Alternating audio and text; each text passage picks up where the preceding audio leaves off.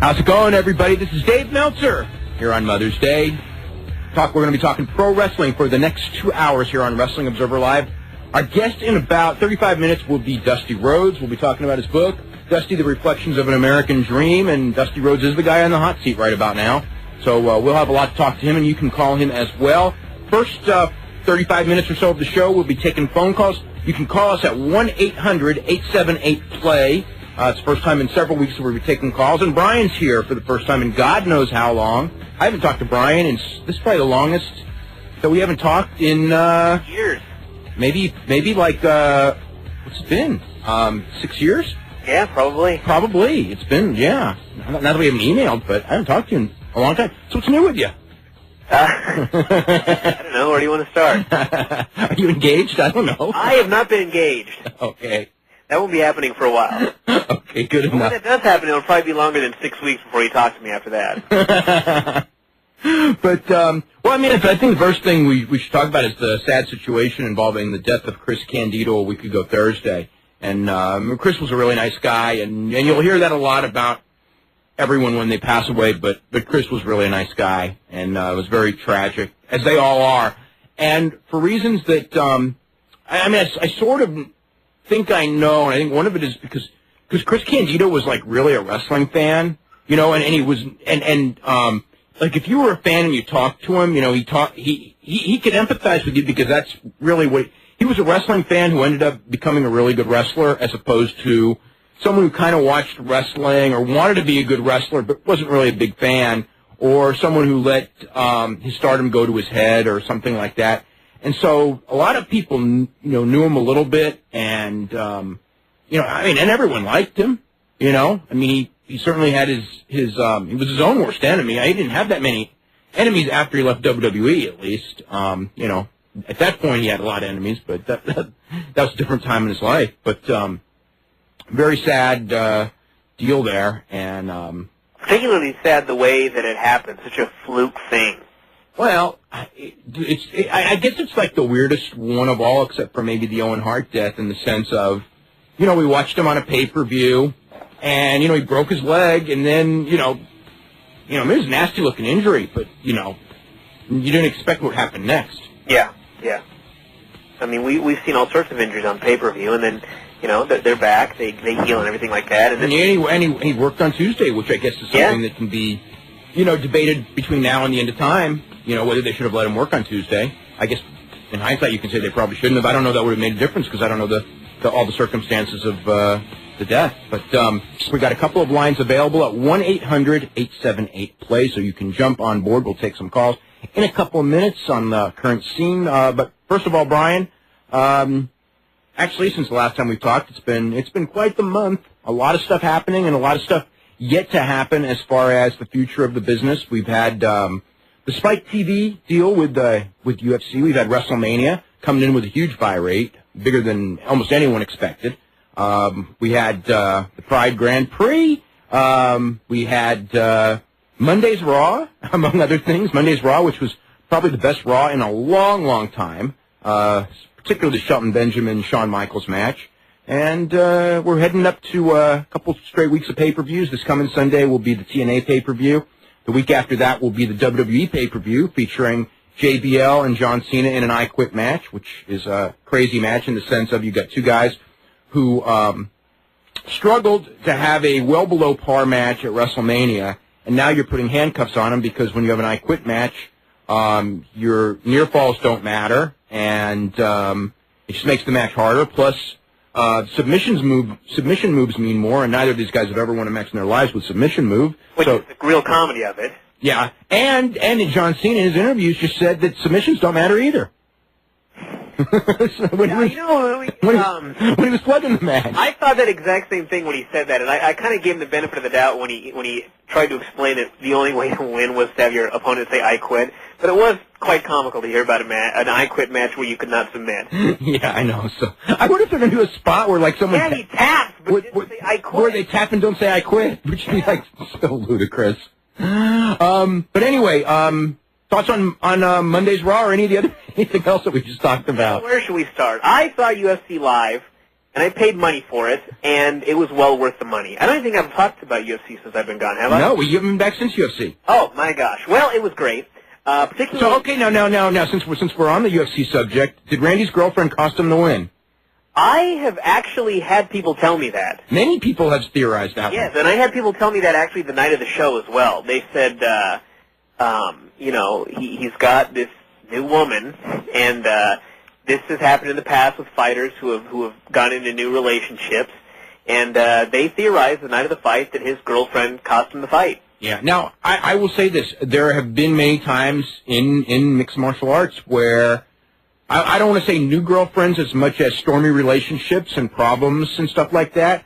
I think that for sure it makes a difference. If you're, you know, I mean, and not just relationship, but I mean, I think that Mark Coleman's, I believe it was his mother or his mother-in-law was suffering from cancer before one of his fights, and you know, he wasn't in the mental, he wasn't mentally there to train, and I think that played a big difference in one of his losses. Yeah. And, you know, other guys that have been fighting with their wives and, you know, over this and that, and you don't get your adequate training time or you don't get your adequate sleep, you know, those factors make a difference. Women in the Lord have not done good things to fighters. The Lord has not. Particularly that brings. Although the Lord of Vanderlei Silva has done pretty well, but yes, that is true. The Lord of Vitor Belfort and Quentin Jackson has not. No. But yeah, it was a great show live. I don't know if I was actually in a section with oh God, I just drew a total blank. Matt Hughes. Yeah. I don't know if I was in the section with Matt Hughes' family, but I may have been, and that added quite a dimension to his fight, which was incredible enough as it was. But to be sitting there amongst these people who were so into Matt Hughes was incredible. So that I very much enjoyed myself there, and I had fun at Cauliflower Alley too. I didn't go to the banquet because I was at the UFC show, but it was a fun weekend. No big fights, nothing like that. But it was good because it was just. If you've never been to Cauliflower Alley and you're a big fan, you should go. You should go once. Yeah. I mean, I think you really should go. Yeah. Yeah. It was very different from UFC because UFC, the security was insane. They didn't let anybody do anything. Whereas Cauliflower Alley was like, if you're a wrestling fan, just show up. You could have gone everywhere with no sort of pass or anything, and nobody would have cared. At least they didn't mention anything to me and my friends. So it was a very fun time. Okay, Monday's Raw. Monday's Raw, I thought it was a hell of a Raw, particularly when Shelton Benjamin was nearly killed by Shawn Michaels in that match. I mean, first of all, the idea of that was incredible enough. I mean, the execution. The execution was out of this world. The funniest thing to me was, I remember, go back 10 years with Shawn Michaels, and one of the jokes of Shawn Michaels used to be that he would give you this incredible match, and then he would miss that super kick, and that would be the finish. Because, just from, like, that little standing position, now he's got this little knack, like, at times, where he throws that thing out of nowhere, and it's just so freaking awesome. Yeah. But in those days, he would stomp his foot, and then he would throw the kick, and the kick would be like a fourth grader. And everything else about Shawn Michaels as a worker was just so great. Now, on what had to be the most complicated, I guess, as far as execution goes, super kick. It was the greatest super kick of his career. That was one of the great spots. I'll remember that spot forever. Yeah. And a great, you know what though? Even before that one, that match was out of this world before that finish. And that finish elevated it to a new level. Yeah. So I tell you what, this has been, I tell you what, if you're a fan of boxing, if you're a fan of mixed martial arts, you're a fan of professional wrestling, there have been, we're 5 months into the year, and there have been so many great matches. This has really been a heck of a year for pro wrestling. I wouldn't say there's been the 5-star matches, but there's been a lot of 4-star plus matches and a lot of matches that you can, all over the place that you can really go like, there's some pretty good stuff. Shawn Michaels in particular lately. I shouldn't just say lately. Well, he's always been great, but he has really had a string of incredible matches. Well, give him and Kurt Angle 30 minutes and call it WrestleMania, and, the odds are pretty good. Yeah. Speaking of WrestleMania, you saw the DVD. I did. I got the WrestleMania DVD, and I recommend it strongly because WrestleMania was a good show, in particular the Michaels and Angle match. And it's got a bunch of extras. For those of you that loved all the trailers, every trailer's on there. And they've also got outtakes from all the trailers. And I will say that if you're a fan of Ric Flair's performance in the Braveheart trailer, then you will be a huge fan of the outtakes of Ric Flair in the Braveheart promo. Really? And they've also got the entire Hall of Fame ceremony, including the speech by the Iron Sheik, which was so incredible that I would not have a problem if they just inducted the Iron Sheik every year, or just had him introduce somebody every year and give his long speech. And I think, there were reports that nobody knew what Sheik was saying. I actually knew everything Sheik was talking about, but he had tremendous delivery. And that, to me, would be worth the $21 for the DVD just to watch Iron Sheik. Now, what about Heenan and Orndorff? Because I heard that they tried to do an angle and it was just a... I haven't watched the entire thing yet, so I don't know. You haven't seen that yet? No. Okay. But apparently, I guess on the TV version, some of Flair's stuff was cut out, and I assume that on the DVD it's going to be the entire speech. So if you're watching... you got what you got to do? You got to time the standing ovation. Oh, that's right, yeah. Because on TV they edited some of it out. Yeah. Yeah, that'll be interesting. Yeah, so that's a good DVD. Okay. Monday night on Raw, it's going to be Chris Benoit tomorrow night. Chris Benoit against Kane, and Edge against Shawn Michaels. So Shawn Michaels has another chance. Yeah. To have a good match. To have a great match. And Kane has another chance to have a bad match with Benoit. Wasn't he one of the only guys? Yeah, but he won't. Yeah. He won't. I think that streak's over. He won't this time. Although I really thought that last week was not the week for Kane to be chokeslamming and pinning Christian. No, that was absurd. Yeah. I actually, before the match went on, I thought, if someone really is going to be going to the other brand, it ain't such a big deal for them to do some jobs on the way out because they're going to be fresh on the other show when they show up. Yeah. For some reason, in Christian's case, I strongly disagree with that. It was the wrong thing. Well, especially since if you ever look at Christian's record for this year on Raw, you find, except for the Benoit win, I don't know if there's too many others. No, and he was actually, the last few weeks, he started to really do something. Well, the people kind of got behind him. Yeah, and also, they're pushing him hard as the guy that's going to go to the other show and face Cena. Yeah. And then all of a sudden here on the show, Kane chokeslammed him clean, and I thought, what the hell was that? Well, also because it really wouldn't have hurt to have Christian against Chris Benoit on tomorrow night's show. No. It's a better match. Yeah. And it's coming off of that controversial thing, so if Benoit wins, he can get it back. Because I sure don't want to see Kane in the finals. So what do we need Kane in the turn for anyway, really? Well, he got finished with a feud with Viscera. Yeah, maybe that's why. He needs to get a good match, which he didn't get Monday either. I swear, though, there was an article in Kane's alma mater, because he was a college basketball player, and I didn't know this, but Kane at his college in Kentucky holds the all-time record for field goal percentage. And ever since I read that article, I keep thinking of watching this college basketball game and Kane in warm-ups, running up and down the court. It's like this bizarre visual. Oh, yeah. Yeah. Eddie Guerrero, heel turn. I thought that the execution of the heel turn was tremendous. I'm still kind of not sold on whether it's a good idea. I mean, it is Eddie Guerrero's idea, but I think that he figured that since John Cena was going to be the top babyface, that it's better off for him to be a heel, and if he's going to turn, he should turn on Rey Mysterio because everybody likes Rey Mysterio. Eddie Guerrero's facials are incredible. Nevertheless, I know that he got over great as a babyface the last time they turned him heel, which is what he's trying not to do this time, but I just don't know if that's the right move. I was actually very down on it earlier, like a few months ago when I first heard they were going to go this direction. I'm not so much now because he is Hispanic and they've got a huge Hispanic audience, but him versus Ray is a good idea if they can feud for a while, and I think they're trying to really push Ray into the spot that Eddie had. Mm-hmm. So, there are far worse guys that could be a top heel than Eddie Guerrero. So if they're going to push Ray hard, I really don't see much of a problem with turning Eddie heel at this point. Well, especially I'll tell you the one thing with Cena as the champion.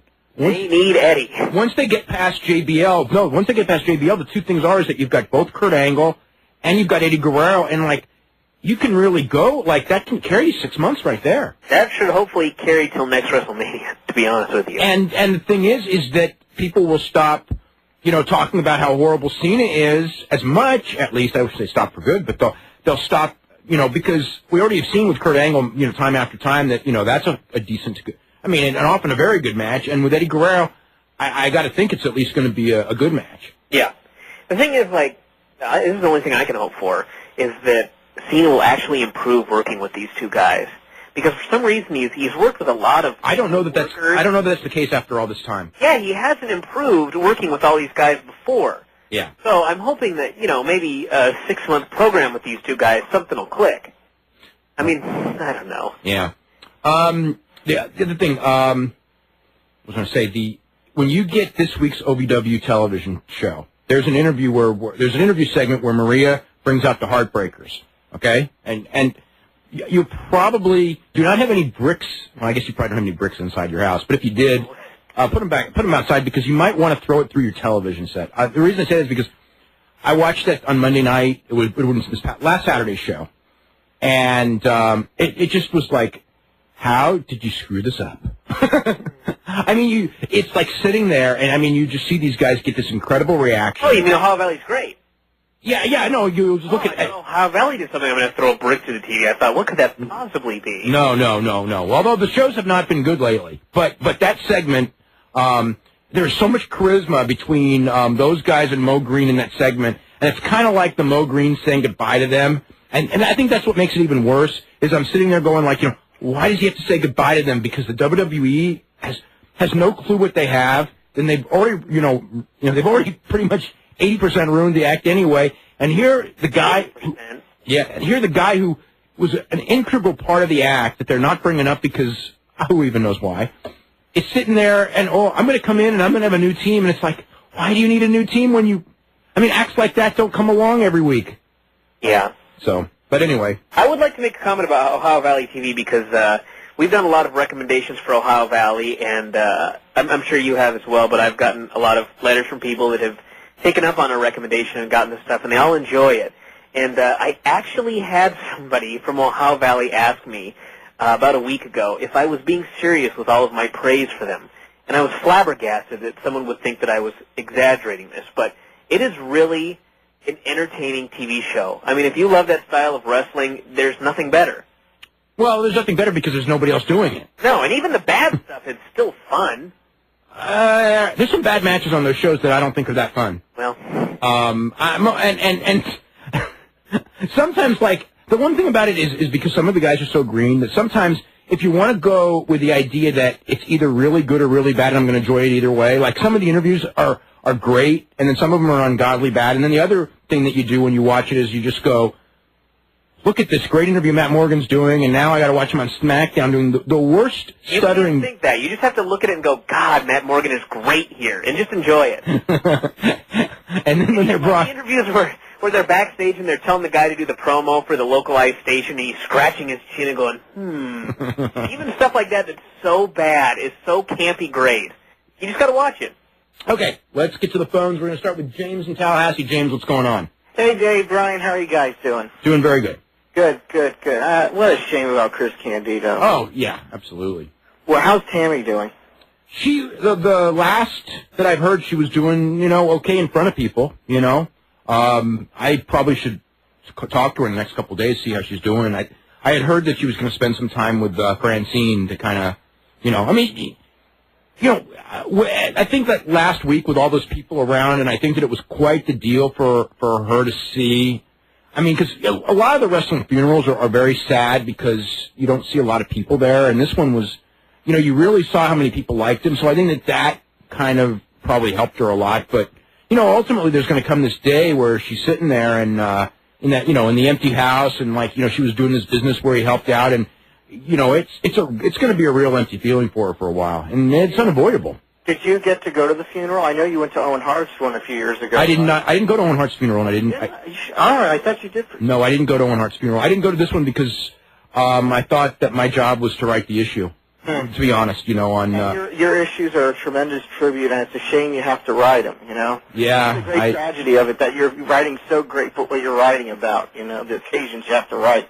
Yeah, it was not. I don't want to say it was fun to put together because I felt a lot of pressure putting it together, but I at least thought that when it was all said and done, I was, happy as that at least the issue turned out okay. I wasn't happy about much of anything else involving it. When I first saw the news, I was on your website like at Thursday night before an exam, and I see Candido passes away, and I think to myself, is he talking about the grandfather? And I remember that isn't the grandfather's name anyway, so I'm going, that has to be Chris Candido. I clicked on it. I couldn't believe it. What a chance. What a fluke. I don't know how else to describe it, Dave, and how a lot of other fans feel about it. Yeah, well, I think that's why this affected a lot of people worse than we've had so many deaths, and I used to always, in the last couple of years, people have gotten really cold to it and kind of accepted it. And this one, there really were a lot of people who were really moved by it. I think, again, part of it is this was, not his fault at all. Oh, yeah. It gets to the point with wrestling deaths where there are a lot of guys, and I don't really know how to say this. It sounds, bad, but, you expected it to happen. Mm-hmm. Well, I'll tell you what, I went through years expecting it to happen from him. But when it happened, I wasn't expecting it to happen. Yeah, when you wrote the thing on the website, you said basically the same thing, which was this was the call that everyone expected forever. And then, as soon as it was to the point where nobody expected it, there it was. Yeah. Well, yeah, I'll never forget him in ECW wearing the whole Rick Steiner headgear and all that stuff. He was pretty fun. He was a pretty funny guy.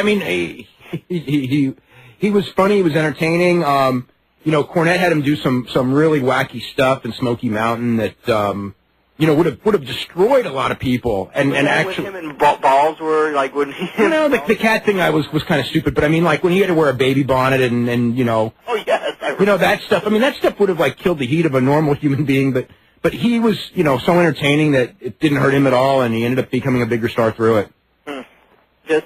I wanted to change the subject, but it's so hard even to change the subject with thinking about it. Just my best wishes and all the fans' best wishes to Tammy and his family. Were him and Tammy ever married? Or I don't think that they were legally married. I know Chris had been on the show a couple times, and Chris was actually scheduled as our guest for a couple of weeks from now. Whoa. I had talked to him, it was right after the operation, so it would have been on I would have called him on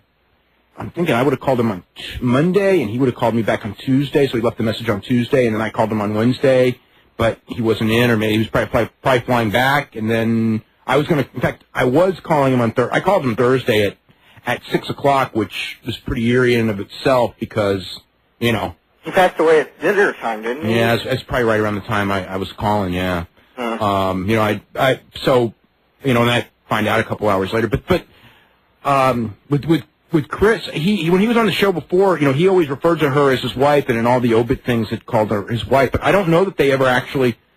Were they in a common law state where it could be a common law marriage? I guess I don't know if they were. I don't know if they were ever actually legally married. At the time they were not. I had asked him, but this is several years back, and he said, we never actually did a ceremony, but we consider ourselves husband and wife. So, So I guess I think that's what it was, but I'm not sure. I think TNA did a really fitting tribute at the end to let that last match run, and then just to have him celebrating with the belts with the big smile, and then the little thing at the end. I purposely turned on the syndicated show at night on the Sunshine Network to watch it like Friday night just to see that spot, and it made me put a smile on my face as a wrestling fan to get him to see him enjoying that last moment, even though he was probably in tremendous pain. I don't think he was in that much pain when he physically, yeah, but he loved to perform, and I think that with those belts and everything, I think that smile on his face was pretty real for that moment, even though he was acting, if you know what I'm saying. Of course, yeah. But, in the interview and everything like that, that was all spur of the moment, too, which I thought was pretty cool, that, the thing where he talks about 97 screws, and it was a real example when you watched him, Andy Douglas, and Chase Stevens, and you saw the difference between a pro and two guys who are, good workers, but... Yeah, just not up there. But under pressure, because the match ended short, and they had to go out there and do an interview, and nobody was there, and they just kind of put the mic in front of Chris, and, it was no problem. You would have never known that was something right off the top of his head with no preparation whatsoever. Mm-hmm. So, it was really, it was sad watching that, to me, on Friday, so... Okay, James? Okay, hey, kudos to Shawn Michaels and Shelton Benjamin for that amazing match on Monday. That jump to kick amazing. We are also here now with Dusty Rhodes, one of the great wrestling stars, probably in the history of this business. one of the greatest box office attractions, whose book, Dusty Reflections of an American Dream by Dusty Rhodes with Howard Brody, is out from Sports Publishing. You can get it at pretty much any bookstore. You can order it at Amazon.com, highspots.com, all the usual locations. Dusty Rhodes, how are you doing? I'm doing great. How you guys doing out there? We're doing really good. How's I'm a little sore from last night, putting up with Terry Funk for 15 or 20 minutes. Wow, man. It was cool. What's it like, as far as in the last, I don't know what it's been, 6-9 months, up in the Carolinas, you've been going up there more and more, and it's kind of been like a resurgence of the old days, with Terry Funk, and you've worked with Tully Blanchard, and a lot of the guys that you worked with in that same part of the country 20 years ago. Yeah, the guy there, Tony Hunter, man, he has his pulse on the independent shows. I don't know, he really promotes the shows so well. I mean, he's just packing these small buildings that we used to go to. Abdullah was one of the guys. And the Rock and Roll Express, and then he puts the younger kids in there also. Matt Hardy was there signing autographs last night, and me and Terry, and it just seems the fans kind of bring their kids out, and they take a look at these two Smithsonian Institute guys. and Terry just always gives a great effort, but he's just. He's getting on long in the tooth, and but it's cool, and I think it's just promotion of it just shows there's a tremendous amount of fans out there that want to bring their kids and kind of relive the old Rock and Roll Express, the old days, and I enjoy it. And Tony Hunter seems to be the key to that. He should write do some type of book with some of the independent promoters to see how it's done, and so it's a pleasure. It really was. Is it a different kind of audience? No, not so much, man. It's like the days in the 70s and 80s, and you see the older fans, but you see a lot of young kids, and some of the places where the dad will say, "Hey, here's Dusty Rhodes, get your picture taken with him." Well, they don't know me from whatever, but they leave there, pretty excited, and the dad seems to be. Son played a song last night called Egg Sucking Dog by Johnny Cash that he found, I guess it was a 1940 song or something, and he had the whole audience singing this Egg Sucking Dog song with him, it's just amazing. It's just, and, they just kind of have a great time. It's a great promotion, and, it's just, and I really enjoy it. That's a lot of people don't understand that, I don't think, but I just enjoy doing it. And Terry too, that's what we do. I don't know what else to do. There's nothing else that I know how to do, but to do wrestling stuff. So it's pretty cool. When something like this happens, when you were, up there, and I'm talking about from 74 through the late 80s, when you were top guy. When you were the schedule in those days, and a lot of modern people don't know this, but the schedule, for the most part in those days, was insane compared to today's schedule. And, do you ever look back and go, my God, we did all this, or I didn't realize, at the time, I'll give you an example, just as an example, there was a promoter, Mike LaBelle, in Los Angeles, and, who ran the LA territory, and people would ask him about booking or tapes of stuff, and he just goes, we were just trying to make money on Friday night. We weren't trying to write history. And 20 years later, when people would bring up, as a kid I saw this and this, or where you're going, and people are talking about, whether it's Pac Song or Ric Flair or Tully Blanchard or all of this stuff. Now it's history. When you were doing it, did you ever think, hey, 20 years from now, people are going to be thinking about it, or you're just thinking about, okay, now what's our next angle for next Friday night? Yeah, I don't know. I think David, I think I've always been. I think this kept me going as I've been a mark for the business too. I fight change. That's probably one of the problems that I've had, and that goes with press and everything else. And it was. I felt that the history was being changed, around 75 and 76, and I had an opportunity to express myself, and then. In the book, what I call yellow finger. When I looked out one night and I seen all these foam yellow fingers, for Hogan, I really said, that's really starting to change the way we look at the business, because in you guys and what you do change the way we look at the business. I mean, there's history and all of that. So we, good, better, and different, we all kind of came up together during this big, huge change. And I think it's, you know, it's still, to me, it's still like 2 hours of, I want them for 2 hours to believe for that 2 hours. When they drive home, if they don't, you know, that's cool. They got entertained and they loved it and everything. But for that 2 hours, it's like going to a movie, David. It's like, I don't want to, you know, walk in and then hand me the ending. You know what I mean? I want to get into it. Say, boy, all of a sudden I'm really involved with these characters. You know, so characterization started, and then once that really became an important part, and I know I was helping to. I know I changed it. I could egotistically. I talk about it in the book of the different areas were territories, and it was a blueprint of the mafia, the way it was run. And I talk about it in the book, and it had its godfathers, and you didn't tread on them grounds, and you didn't, hell, you came along in a great era. The old timers probably would have went out to Frisco and shot you. I mean, the first time that they had read something that you said, you know. And it's not, you know, and I'm open, the last few years I've opened up, but it was hard as a, you know, like you said, 7 days a week, twice on Sundays, 300 days a year or more. And that's the way it was. And you never even thought about it until you know, until you get around somebody like Terry and you're sitting around and you're looking at these guys and you're thinking, man, this was really something, you know. I mean, it's just like, they talk about, you know, they had like 2,000 people in line for Mysterio or somebody in L.A., you know, during WrestleMania at some signing. And I remember, you know, in '84, at some Hardee's in some little town in North Carolina. I still got the tape of it. It's a great tape. I will put it on a video someday of a Hardee's that had the Rock and Roll Express there. There were 5,000 people on the grounds, and there was an estimate, the helicopter, the way it looked, there was 10 to 15,000 people to get these two guys autographs. And that's history. I mean, that's just, it's amazing how them guys were over back then.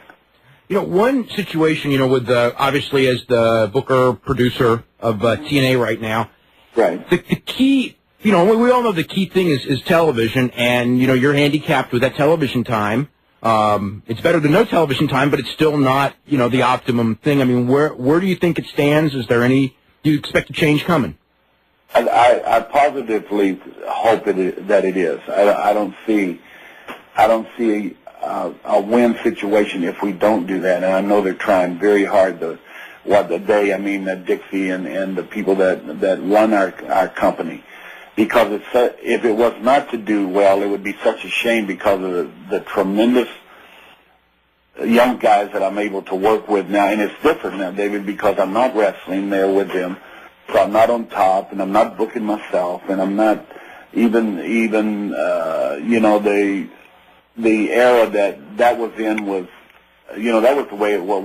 Whether you were with Von Erich or wherever you were, them were your stars, but they were able to draw a tremendous amount of money to the arenas. I think the arena shows are important for TNA. I think we need to get out there and see where we're at, but it's hard to get out there when you're on 4 o'clock on Fox Sports Net, which, like you said, TV is better than no TV at all. And the pay-per-views, they have been decent. There's been some great things that have happened on it. It's like the last one we have. The last one we had with the cages, where you do 8 cages, is 2 years of a year and a half of angles in the old days. I mean, you know, so all in one night you were able to see this. And then at the meeting that I have with the team right before we go on to play the game, I always have a meeting there.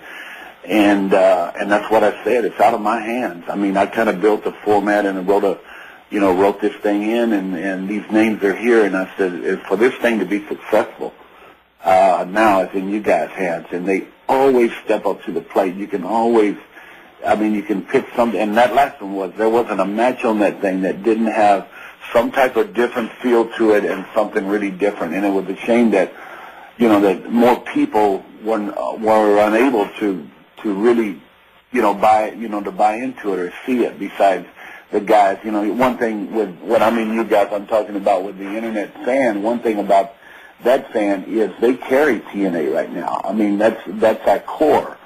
And so you say, okay, well, there's millions of other fans out there that maybe don't know this is on, or they don't they're not able to see AJ or my favorite heel of this current era is Chris Daniels. I think he's a throwback across between Rick Rude and Tully Blanchard, and he has that thing that just kind of sets him apart and makes him a great heel, and even going to be a greater heel, So, and for them not being able to see that, Rude and Dustin and the Prince of Darkness death match made famous by me and Kevin Sullivan. I mean, it had such a difference to it, and it was so cool. And America Most Wanted. So, the list, you can go on and on down them, but then I knew one thing about that last show, that Jeff was doing a tremendous job in what he's doing now, but I knew AJ and Abyss was, what I call bringing it home. Right before AJ went out, and I patted him on the ass and I said, you need to close this thing for me. You need to bring it home. And they did. So it's TV time is the key. You said it, and I think everybody knows that. I mean, we don't have to tell the office at TNA, or we understand that. So I know they're talking with some people. I know they're talking with some people. Let's just hope something really cool happens, that we're able to show these young kids, mixed with some older guys, the not a lot, but in there, to where they see this X Division and what it's all about. And I'm looking at a lot of young guys right now. I'm really interested in this CM Punk kid. I know you're familiar with him, but oh yeah, I like him in that position there. And our loss with Chris was devastating to a lot of us, because he not only was a throwback to the Eddie Graham era, he was also a current. I mean, he could do some unbelievable stuff, and to see him beat his demons and do what he did was very special. I'll always take that to heart when I. But a lot of people don't know this, but you actually go back to college with Terry Funk and Bruiser Brody as well at West Texas State, but they had nothing to do with you really getting into wrestling at first. No, it was in the book we talked a lot about me growing up. My dad taking us to the Coliseum in Austin, on Friday nights after you get off work, and I've seen guys. I remember guys like Zebra Kid and Cena Destroyer for the first time. Got to see Gorgeous George, the original one, Fader Art Thomas, and I would sit there in amazement at these guys, and Bulldog Danny Pletches, and so it was back then. But yeah, out of West Texas State, I think there were 14 guys that ended up professional wrestling out of West Texas State University. 3 NWA World Champions, Tito Solis, and the list goes, Tully Blanchard, the list goes on and on, Stan Hansen, DiBiase, and all these guys that went to West Texas, kind of like the proving ground for our industry back then. And you couldn't help but be associated, Bobby Duncombe, and going to Thursday nights to Amarillo to see, the Funks. And yeah, Terry was a young guy. He was ahead of me in school, and Dorian and guys. So yeah, it was just something that I really, really wanted to do. I just thought it was really, really cool. Before we left, I was wanting to bring up Dick Murdoch, because in the early part of your career, you two were pretty much spoken in the same breath, the original Texas Outlaws. And how long were you in wrestling when you hooked up with Dick Murdoch, and how did that partnership come to be? Well, I had left, he was in Amarillo, I guess. He had started in Amarillo, then went to Tennessee, and I've seen him around the matches on Thursday night there, and when me and Duncan would go to the matches, and me and Goodish would go to the matches, we'd see him hanging around the guys. Then as I left Dallas, after I left Dallas, where my first year, I went to Kansas City, and Bob Geigel said, I got your partner in the next room. And he opened the door and walked over, and they introduced me to Dickie, and then from that day on, I mean, we were inseparable. Over 300 days a year. I mean, every day, living together on the road and driving up and down the roads. And he was such a tremendous talent. He had a knack for being on, and when he was on, there was nobody ever any better than he was.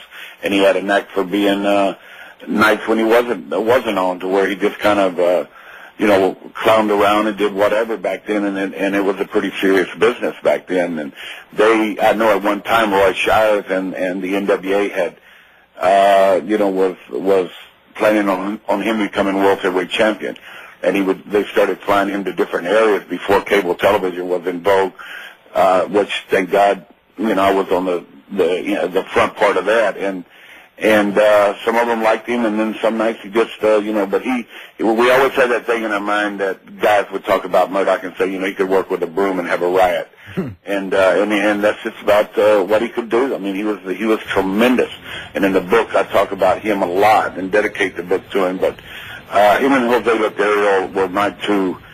Jose Lothario to me was the very best in our industry that I had encountered and came through all my years of being in it. So, as far as just being a local baby face, is that what you mean, or? No, Jose, his work, his timing. I mean, I really studied his timing. I mean, I would sit and I would, even today I'll look at kids and try to see if there are any of Jose and in them. His timing was immaculate. I mean, it was unbelievable, and how he could. Steamboat was a lot like him in ways, but that fire that Jose had when him and Valentine would be wrestling an hour in Houston, and I'm a kid standing back in the back watching him, and it was just amazing the control he had over the fans, the audience, and the tempo of the match, no matter what it was. And back then, you went up for a main event, you better set in, because it's going to be 30, 40, 50 minutes, an hour, whatever they were. So he just had he was really tremendous. Ricky Romero, a guy from Texas in that area there that never went a lot of places, but he was of that same mindset that Jose was from, and I mean, to watch him in his prime was just it was a beautiful thing to see. A lot of people probably don't know this because, with the exception of a very brief period in WCW, in most people's lives, probably listening to the show, you were always, a babyface from '74 on in Florida. But the first, I guess it'd be 6 years of your career, you were a heel, and you were one of the top heels at the time because you could talk, and but then you were teaming with Murdoch for most of that time. And I do remember one period, this would have been in the AWA, where very briefly you had and that was probably not many matches, but a few with Stevens and Bockwinkel, where as the challengers you kind of became the de facto baby faces. And I remember reading that people noticed that, you guys, both, Murdoch had it as well, you guys had tremendous babyface charisma. When in your life did you see that your long term was going to be as a babyface, or did it just happen that way in '74 and you never looked back? I think the thing that people don't, and they didn't get to know him, but my mentor Eddie Graham was, his mind for our industry, to me, was nobody to compare.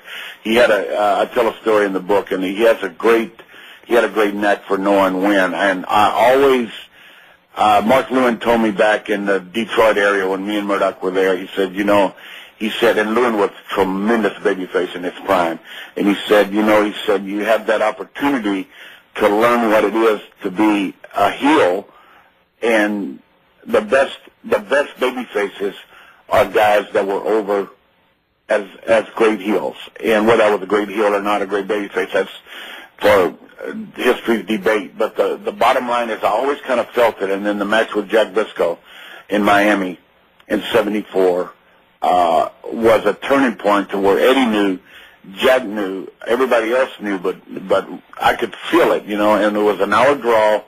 And I remember Frank Freeman, the great announcer there that had the Ali fights there and everything. I remember him calling out the time, and I remember giving Jack the elbow, and he was the golden boy of that era there in Florida. And I remember him saving himself by putting his foot on the rope that him and Eddie had, came up with, and the people just started to boo him out of the building. They started to chant my name, and I knew at that point.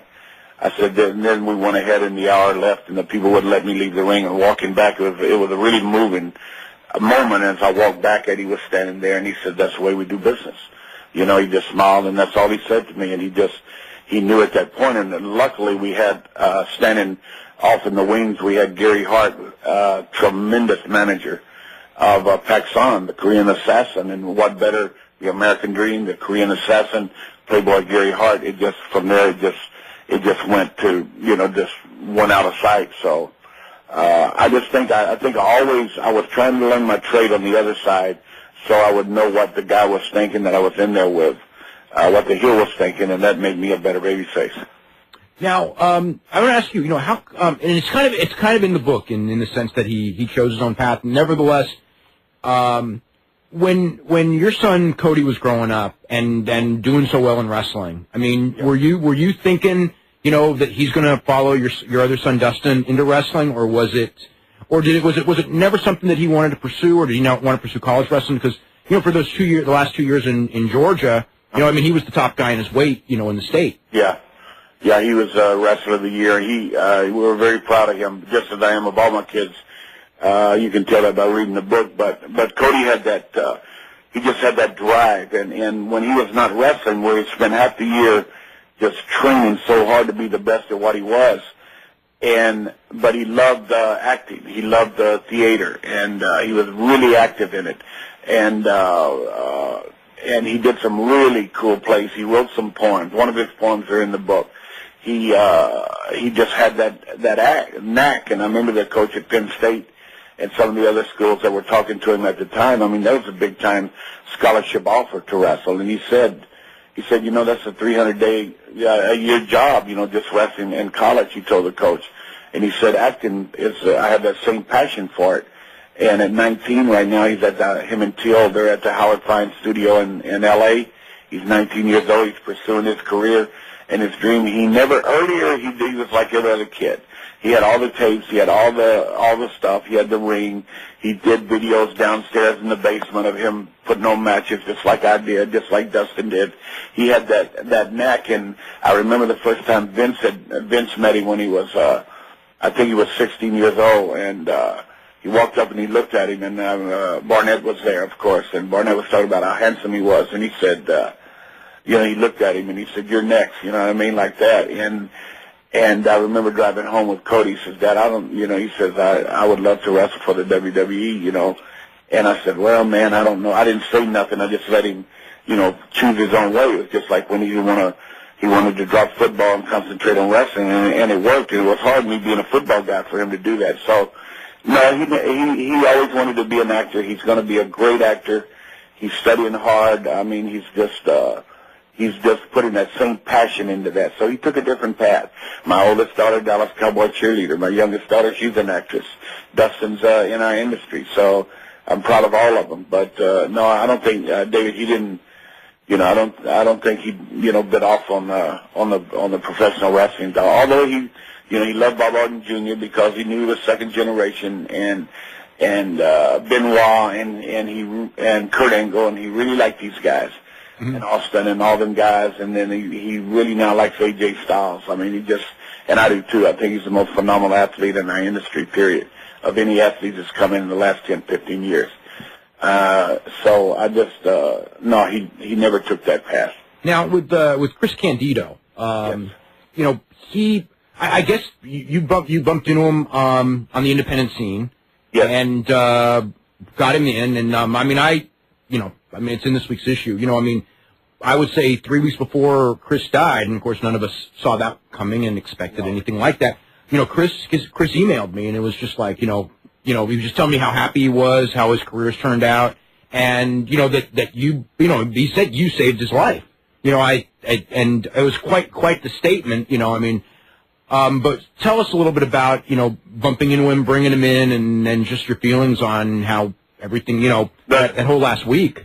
Yeah, that was a heavy burden for somebody to say that I saved his life. I mean, he saved his own life. I just had a long talk with him. I just talked about the drugs and all the great athletes that we had in our industry that, you know, that are falling by the wayside, and what happens, and I watched him in all these different independent shows that I was with, and he was always immaculate, and he was really trying, and he had that tan, and he reminded me of a young Eddie Graham. If you look some old pictures of Eddie with that hair back the way Chris does, I watched him, and I said, man, he reminds me so much of him. And I said, if I ever become in a position again to bring you in, I'll do it. And when it happened, it was under no false pretenses. It was just that there's one way that you will be fired from here. There's one way that you will let me down and yourself down if you show up here screwed up. And that's the day that this storybook ends, right here. And I drilled it in him, and I talked to him, and I spent time with him. He spent time with me, and he was just starting. I had just started to create really cool things for him and for the naturals around him. And it was so ironic that Kid Cash had left, and he replaced him in that match, and he broke his leg, and then he was so afraid that that was going to. A really cool story was the night that he came back from the hospital. He was there on a baggage cart. They whirled him. He was there. He wanted to come in the little bar where we go to afterwards there, real quiet place, and my posse's there, you know, and he comes in and, man, he says, man, this is, you know, not going to do it. He says, I got to tell you, they gave me some drugs, but they had to. I had a lot of pain. That ain't going to hurt, is it? And I said, no, that ain't going to hurt at all. And he was determined to come back, you know, and it was amazing scene. We didn't have time to go and revamp the whole thing. We just had to put the thing on the top of the show, and the thing at the end afterwards, you know, the dedication to him. And I wanted that shot of him with the two belts where he was sitting on the floor in that smile. And it was just, it was almost like, you know, here I made it. I'm back on top. I beat my demons. It's an unbelievable story, the way that happened. And I wish I'd have had a longer time with him. But, I mean, he was an inspiration for me at this time in my career of creating some people, and they really tried hard to make that character come out, you know, so. Okay, just real quick, before we hit the break, I just wanted, because we have gotten a couple of people who've called up about this and aren't totally familiar with what happened, but Chris broke his leg on Monday, on Sunday's pay-per-view a couple weeks ago, 2 weeks ago, and then on Monday he had surgery. He worked on Tuesday as a manager for the Naturals, who won the NWA Tag Team Championship from America's Most Wanted, flew home on Wednesday, and on Thursday, due to a blood clot from the surgery, complications from surgery, he died, and, you know, wasn't anything anyone saw coming. It was shock. He was only 33 years old, and, you know, that's what we've been talking about, because a lot of people listening were not familiar with the whole circumstances of what happened. Dusty's got a lot going on, including this coming Sunday will be another TNA pay-per-view with Jeff Jarrett and AJ Styles for the NWA title, Diamond Dallas Page and Sean Waltman against the Outlaw, formerly Billy Gunn, and Monty Brown, Christopher Daniels against Shocker for the X Division title, the Naturals against America's Most Wanted for the tag team title. As far as this Sunday goes, what are you looking for Sunday's show? I'm looking for a little crossover, David. I'm looking for, you know, I wanted to go outside the box a little bit with Tito Ortiz, because I think he was had been the poster boy for Ultimate Fighting, and he had that charismatic thing. He can talk. He's a charismatic guy.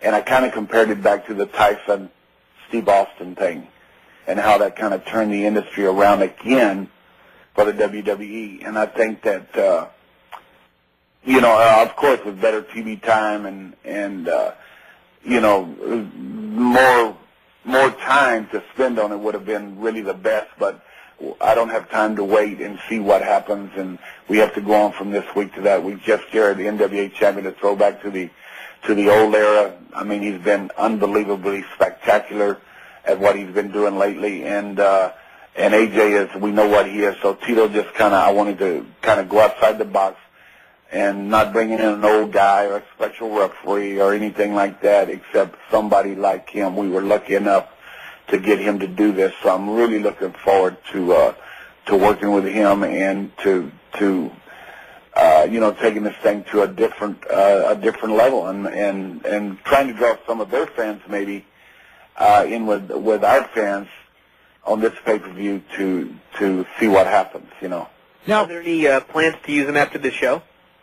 I would love to. That's kind of up to him, you know. I didn't want to force him into a situation. I would love to see him, you know, come back, and it's how happy he is with us and how much he enjoys this.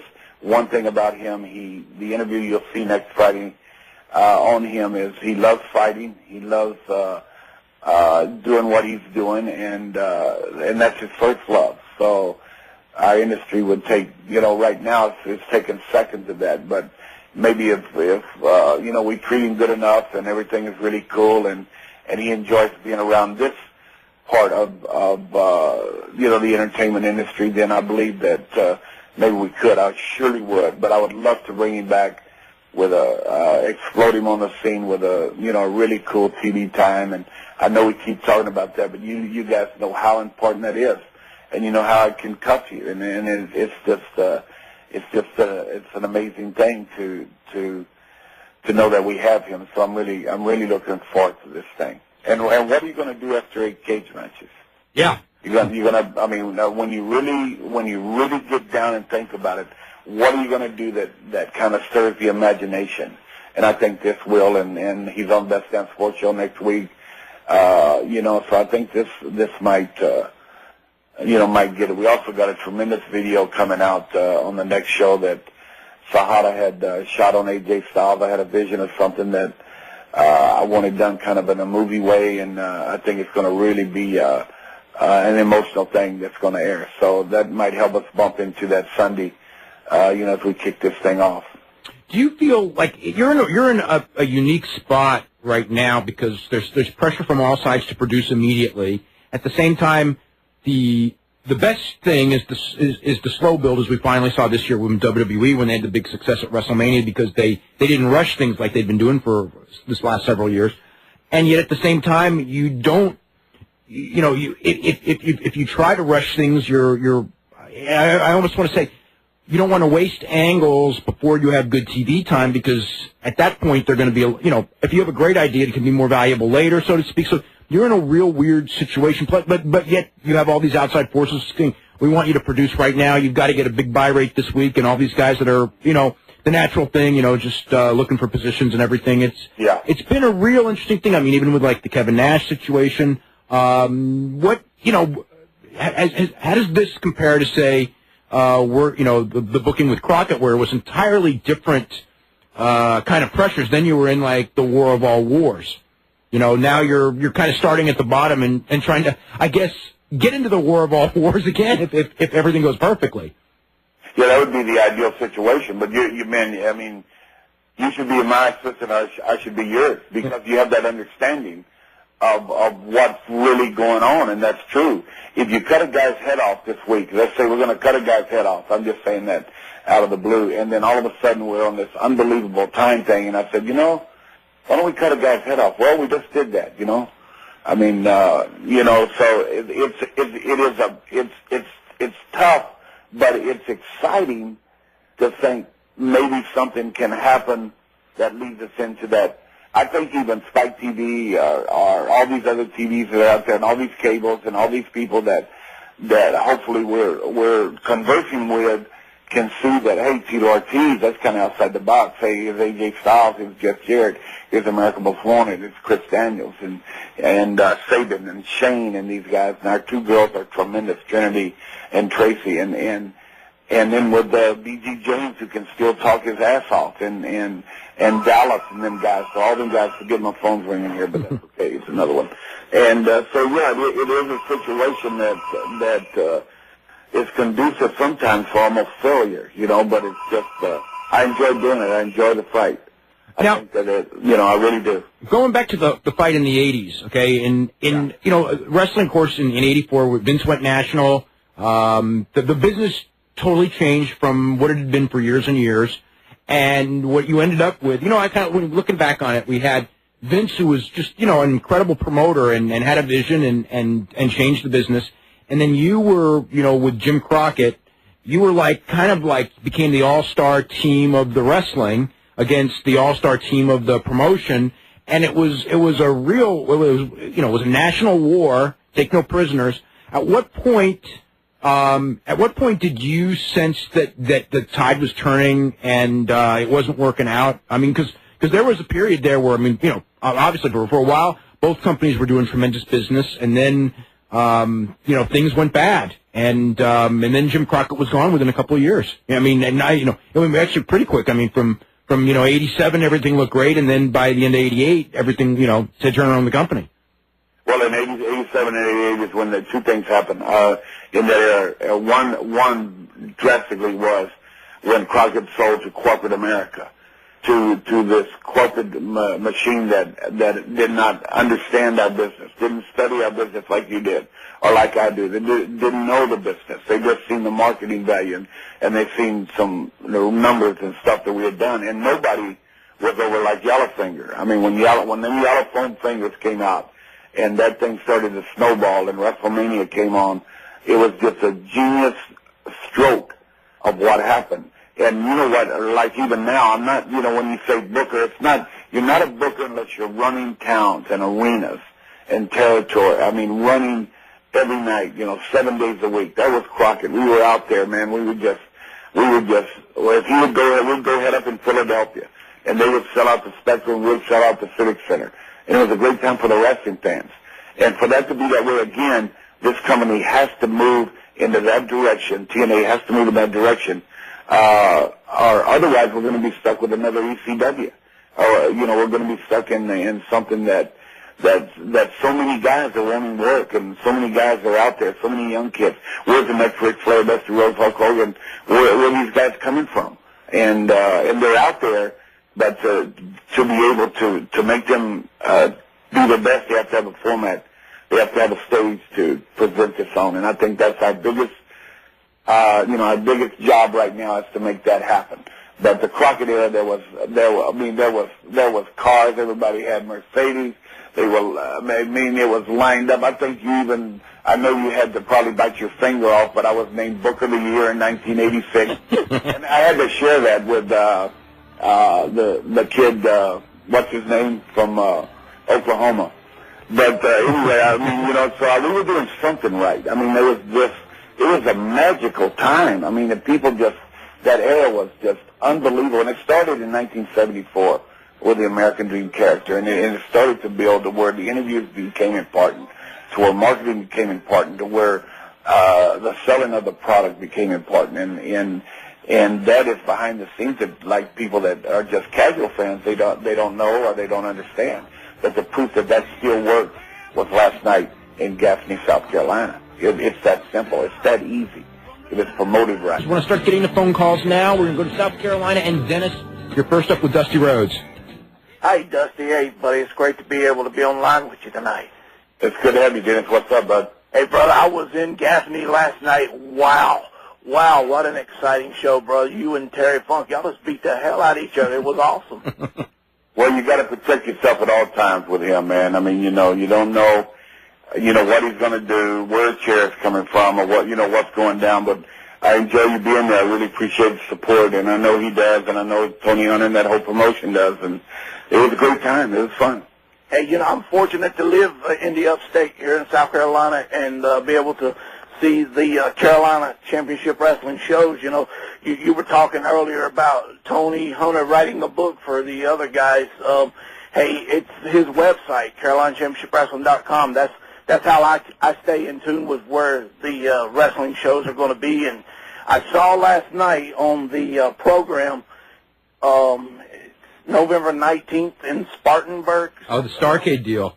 Yeah, you're going to be there. Do you know who you're going to be wrestling? No, he's just starting to put that together, but I know it's going to be huge. I know. Oh, I can't wait, man. I want to buy tickets now, Yeah, it's great. Let me tell you, and real quickly, not to cut you off on this thing, though, but that's the way it used to promote. The first Starcade we had, Jim Crockett, we had an idea. Let's put these vouchers on every seat in the 15,000-seat arena in the Greensboro Coliseum. And on that very night, you can order the tickets for next November, Thanksgiving night, for Starcade #2. And we did that. And he left the building with over $150,000 advance. Wow. Just from that one night. And that's just how strong the right promotion can be. And, so I just think it's really cool. Here's another thing that I wanted to mention to you, David, that I talked to Matt last night. He asked me about one of my favorite people to be around and to be working with is Jeff Hardy. And this guy he's a loose cannon, but I'm going to tell you what, he's been tremendous. And Abyss, who I think is the best big man to come along in our industry in a long time, them two guys right there, they can carry the load, for a good while. And I told Matt that, and I said, I always know where Jeff is, whether everybody else doesn't. Because I made a pact with him. I said, at least I know you're here and you're not here. I said, 5 minutes before you go on, please let Ray Lloyd know at the gorilla position that I have him standing here. And that's just the way he is, but the production has been tremendous. But thanks for coming to Gaffney, and we appreciate the support, and also calling the radio show here and supporting these guys. That's important. Hey, thank you, and we'll see you in Spartanburg on November 19th. Okay. All right. Jesse, how are you feeling physically?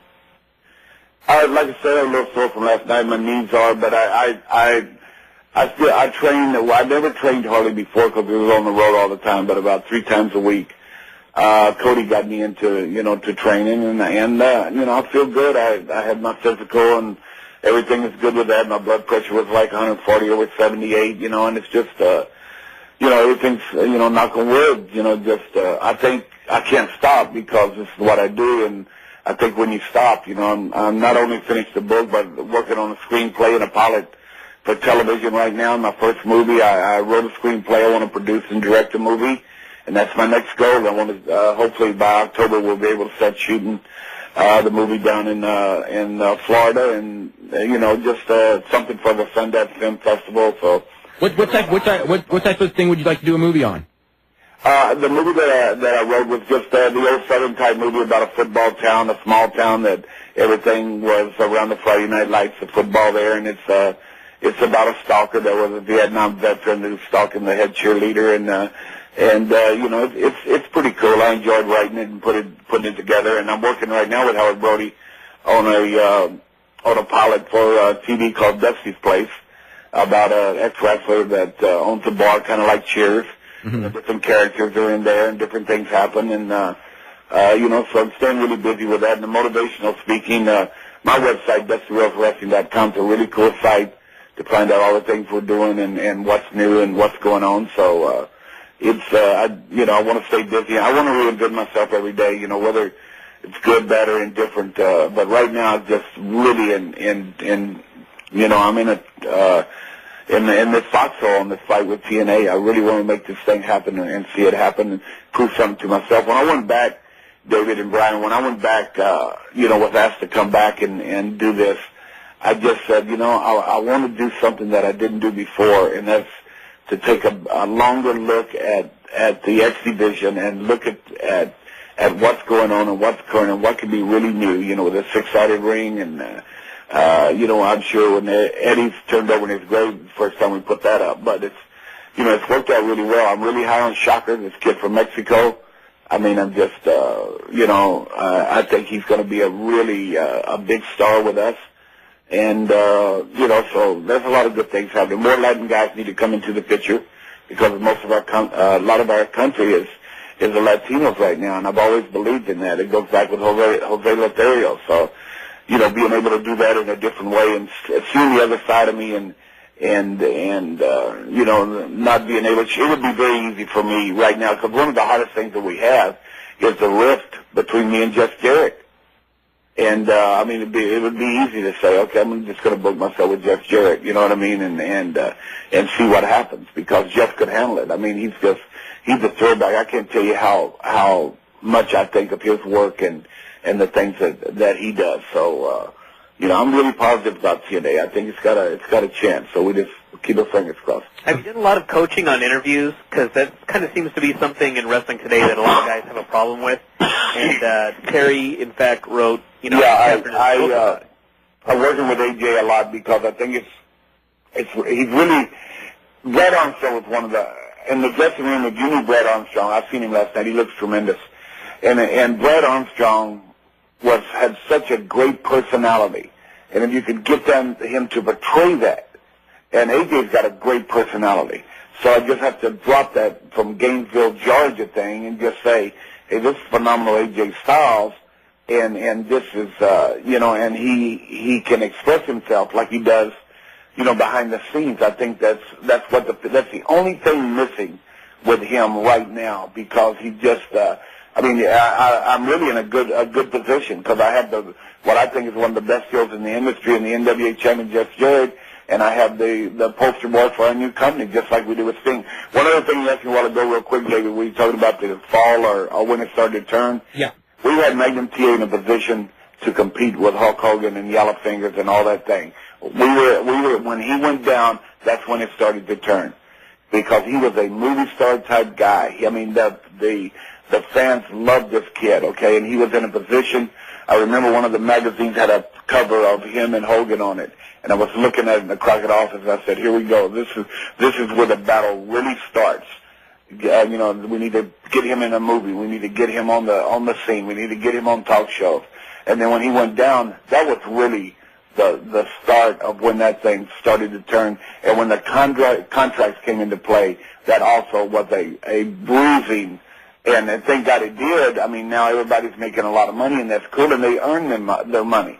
But when that came into play to where you didn't get paid for what you drew, I mean, I know that's the old school in me, but man, I mean, I was firm against that. If you drew a house, then you got paid. If you're on top and you didn't draw a house, then you didn't get as much money. And it taught everybody to do promos. Yeah, and that's true. Arn Anderson, I mean, the Horseman. I mean, the classic interviews were just as much a part of it as the work was, obviously, because I was not by no means a stellar performer. I mean, I had a way of timing that I had learned from Jose about when to do something and when not to do it, and when to look and when not to look. And I mean, Johnny Valentine could look at a crowd for 20 minutes and have a riot against Waldo Curry in Houston. So, I mean, I was a student of that, and if I ever stopped being a student of that game, then you know, that's when I'm going to lose it. So I went at this with a lot of excitement and a newfound love for creating stuff, and I do a lot of what I call the quick movie shots. I don't think an interview in the back should go 3 or 4 minutes or whatever. Even though I let Raven this past week, because he had such a tremendous interview, you know, go ahead and because he's one guy that he has a connection with the fans. So I think that's important. And I'm really high on Rude too. The kid from Team Canada. Oh yeah, it's got to be more. I mean, I think he's just he's not even close to being as good as he can be. You know, one of the other things that happened when you were talking about the contracts, the other thing that I think changed a lot was the big money to buy TV time in big markets. I know that there was people had paid for television before, but I know that like Crockett during that era, I mean, they were, you know, I mean, I know they're paying, I think it was $2,400 a week for like a midnight time slot in San Francisco, and God knows what they're paying in New York. And I mean, those bills, you know, I mean, I think that pretty much is what doomed Smoky Mountain with Cornette was the TV bills. I think it ended up really what killed Watts too when he had to expand out of his territory and the TV to get the TV in those new markets, it cost them so much money they couldn't make it back at the houses. Well, when Vinnie Mac went in and said, "Hey, I just want this TV, that's it, that's what we're going to do," then that did change it. And that's just another thing that being on top of it, of understanding when you had to do that, it took the life out of whatever financial stuff you were drawing in the arenas. I mean, because we were selling out arenas night after night after night. 3 towns a night we were running with Crockett. So 3 towns a night were running on the books, and being able to keep up with that was TV just, I mean, paying for TV when they should be paying for, it's new entertainment. I mean, it's fresh, new stuff that takes Hollywood like weeks to film. We do it in an hour. I mean, we do it in an hour. It's amazing how that's changed the landscape. And I think you hit the point there. Of all the stuff we talked about, that's probably the thing that really changed our industry more than anything else was that one point, the television stuff. So, you know, that's what we're stuck with right now. Yeah. I want to go to Bob in Pittsburgh. He's waiting for a long time to talk to Dusty. Bob, you're up. Hey, Dave, Brian, how you doing, guys? Doing great. Real good. Dust, it's an honor to talk to you. You're a legend, no doubt about it. It's just an honor. Just wanted to go back and tell you about something in my past. When you were your first run in WWF way back with superstar Billy Graham, some of the great matches that you had with him. Can you talk a little bit about that? I know that you guys worked so well together. Got to see you in Pittsburgh at the arena. Got to see the classic match at Madison Square Garden. It was just such a mixture with him. It was just incredible. Yeah, it was a magical moment. I love him to death, and we talked about it the last time, Bob. I got to be with him, and it was something that was you couldn't explain. I mean, it was magic. I mean, whether Andy Warhol or George Steinbrenner or you know, who I was lucky enough to get to sign my book, do the forward to my book, being able to see these people that were in the audience, and that was my era. When you talk about that, like the kids nowadays say, well, they remember the year and a half with the polka dots. Well, that was cool. I made that work. And that happened. And all of that was cool. And I made a lot of money, and I got the rest from what I was doing and had a clear mind and just went there. But my era was the Dusty Rhodes American Dream era. Was during that time that Vince Sr. was there. I talk a lot about it in the book. And it was a magical moment, Superstar Billy Graham, because, as David said earlier, we could talk him in the building, and then we did what we needed to do to build this thing to the shindo, to where it would just erupt into a major event. It was a major event when me and Superstar Billy Graham were in there, and that was before music, before you played music when you came out. You just had the voice to introduce you, and the role was, it was a phenomenal time. So that part of World Wrestling Federation was the Dusty Rhodes part. The other part was Vince's part. And I told him one day, I said, you know, here I am. From the neck down, this is you. From the neck up, it's me. You know what I mean? But I'm going to make this thing work. And the actual idea of the polka dots was me and Pat Patterson. Everybody said, well, they made you do it, or they were going to do it, or whatever was going to happen. And we had discussed it one night, and I looked at a picture back in 1975 of me in Miami, and I had this scarf on my head with polka dots on it. And so it wasn't the first time that I wore polka dots, but I was blessed to have that short run. And I kind of got a break. People don't understand, but I had been doing the Crockett thing and went through this era, and stress was unbelievable. And Vince said, hey, just come have some fun, relax, do your thing, and I'll make you some money, and you'll make me some money, and that's what happened. So, but the Pittsburgh. My other big thing about Pittsburgh in the building there was me and Big Boss Man. You know, in the cage match to where we turned people away, and that was a date that Vince let us get into the building. Said, hey, they won't draw anything, and we did it also at the Cap Center in July, and so it was. Them were great fond moments for me. Dusty, we are totally out of time. Bob, thank you very much for your call. Just want to remind everyone we'll be back here next Sunday night, 8 to 10 Eastern, 5 to 7 Pacific. You're listening to Wrestling Observer Live on the Sports Byline Radio Network. How's it going, everybody? This is Dave Meltzer here on Mother's Day. We're going to be talking pro wrestling for the next 2 hours here on Wrestling Observer Live. Our guest in about 35 minutes will be Dusty Rhodes. We'll be talking about his book, Dusty, The Reflections of an American Dream, and Dusty Rhodes is the guy on the hot seat right about now. So we'll have a lot to talk to him, and you can call him as well. First 35 minutes or so of the show, we'll be taking phone calls. You can call us at 1-800-878-PLAY. It's the first time in several weeks that we'll be taking calls. And Brian's here for the first time in God knows how long. I haven't talked to Brian, and this is probably the longest that we haven't talked in years. Maybe like, what's it been? 6 years? Yeah, probably. Probably. It's been, yeah. Not that we haven't emailed, but I haven't talked to you in a long time. So what's new with you? I don't know. Where do you want to start? Are you engaged? I don't know. I have not been engaged. Okay. That won't be happening for a while. Okay, good enough. When it does happen, it'll probably be longer than 6 weeks before you talk to me after that. But, well, I mean, I think the first thing we should talk about is the sad situation involving the death of Chris Candido a week ago Thursday.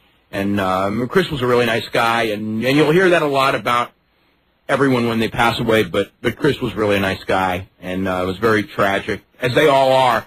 And for reasons that, I sort of think I know, and I think one of it is because Chris Candido was, like, really a wrestling fan, you know, and he was, like, if you were a fan and you talked to him, you know, he could empathize with you because that's really what, he was a wrestling fan who ended up becoming a really good wrestler as opposed to someone who kind of watched wrestling or wanted to be a good wrestler but wasn't really a big fan, or someone who let his stardom go to his head or something like that.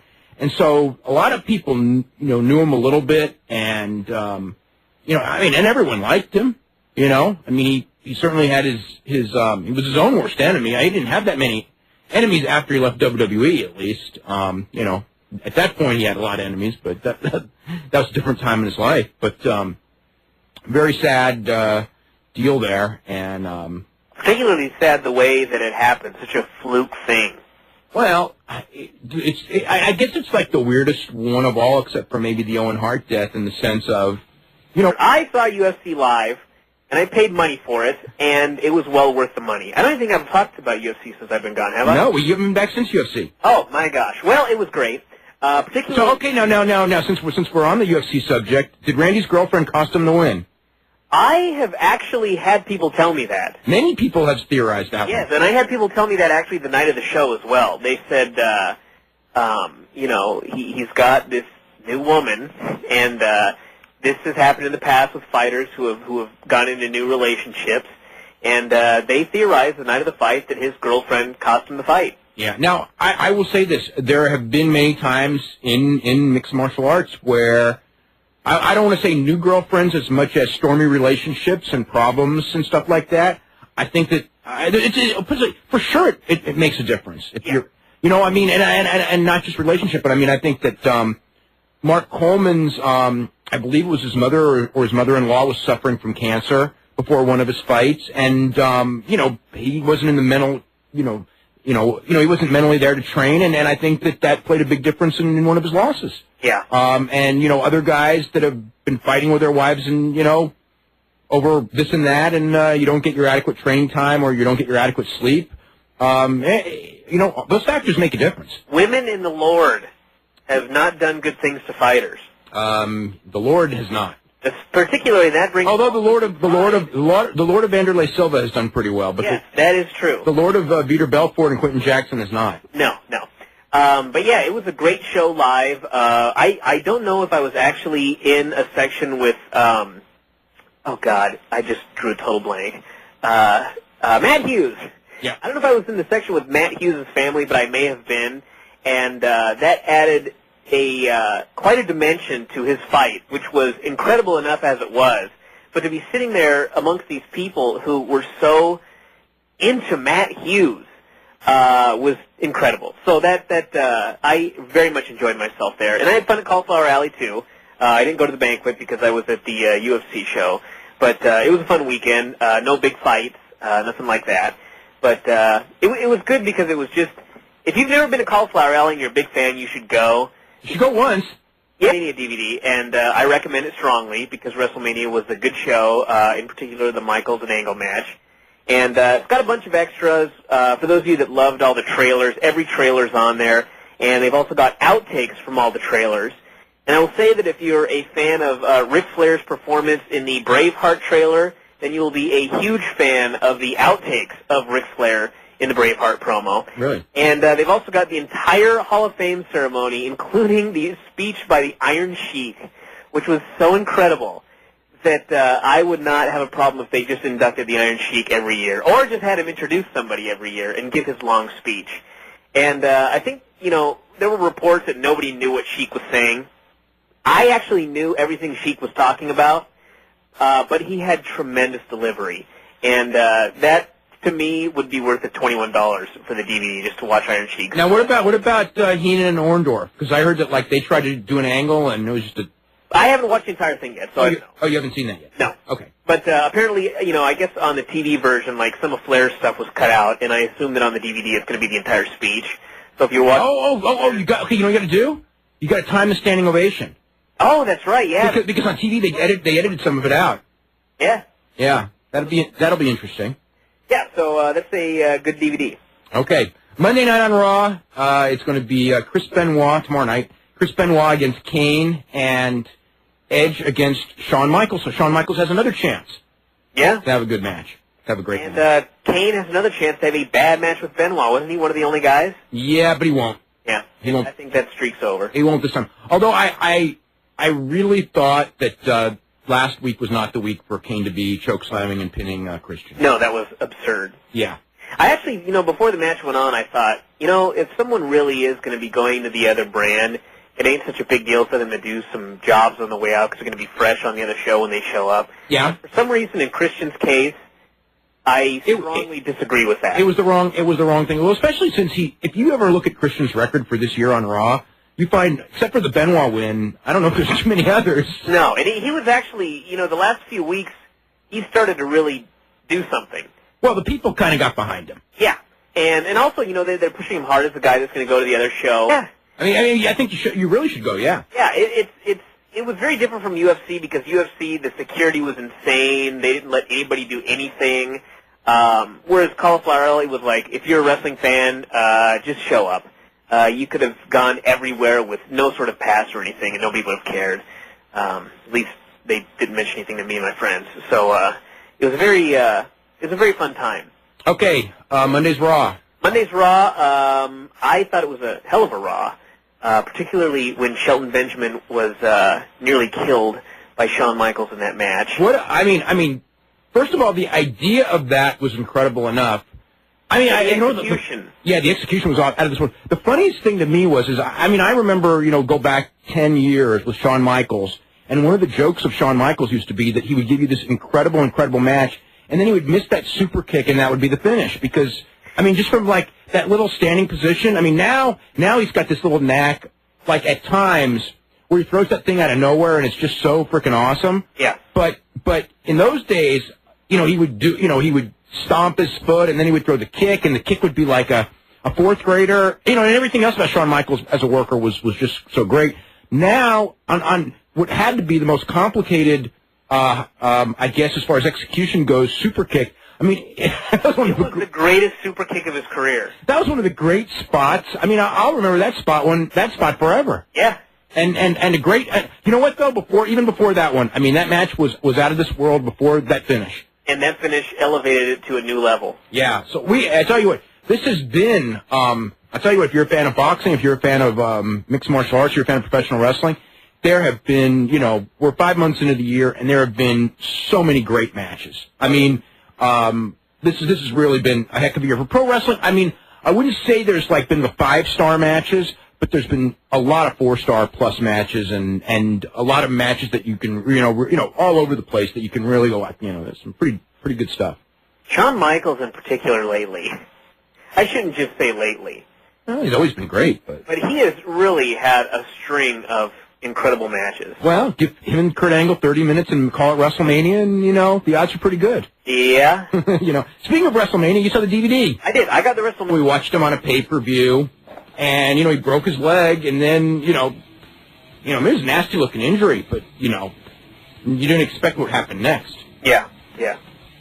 We've seen all sorts of injuries on pay-per-view, and then, they're back, they heal and everything like that. And he worked on Tuesday, which I guess is something that can be, debated between now and the end of time, whether they should have let him work on Tuesday. I guess, in hindsight, you can say they probably shouldn't have. I don't know that would have made a difference, because I don't know all the circumstances of, the death. But we got a couple of lines available at 1-800-878-PLAY, so you can jump on board. We'll take some calls in a couple of minutes on the current scene. But first of all, Brian, actually, since the last time we talked, it's been quite the month. A lot of stuff happening and a lot of stuff yet to happen as far as the future of the business. We've had the Spike TV deal with UFC. We've had WrestleMania coming in with a huge buy rate, bigger than almost anyone expected. We had the Pride Grand Prix. We had Monday's Raw, among other things. Monday's Raw, which was probably the best Raw in a long, long time, particularly the Shelton Benjamin Shawn Michaels match. And we're heading up to a couple straight weeks of pay-per-views. This coming Sunday will be the TNA pay-per-view. The week after that will be the WWE pay-per-view featuring JBL and John Cena in an I Quit match, which is a crazy match in the sense of you got two guys who struggled to have a well-below-par match at WrestleMania, and now you're putting handcuffs on them because when you have an I Quit match, your near falls don't matter, and it just makes the match harder. Plus, submission moves mean more, and neither of these guys have ever won a match in their lives with submission move. Which is the real comedy of it. Yeah, and John Cena in his interviews just said that submissions don't matter either. when he was plugging the match. I thought that exact same thing when he said that, and I kind of gave him the benefit of the doubt when he tried to explain it. The only way to win was to have your opponent say "I quit," but it was quite comical to hear about an "I quit" match where you could not submit. Yeah, I know. So I wonder if they're going to do a spot where like someone he taps, but didn't say "I quit." Where they tap and don't say "I quit," which would be like so ludicrous. But anyway, thoughts on Monday's Raw or anything else that we just talked about? Where should we start?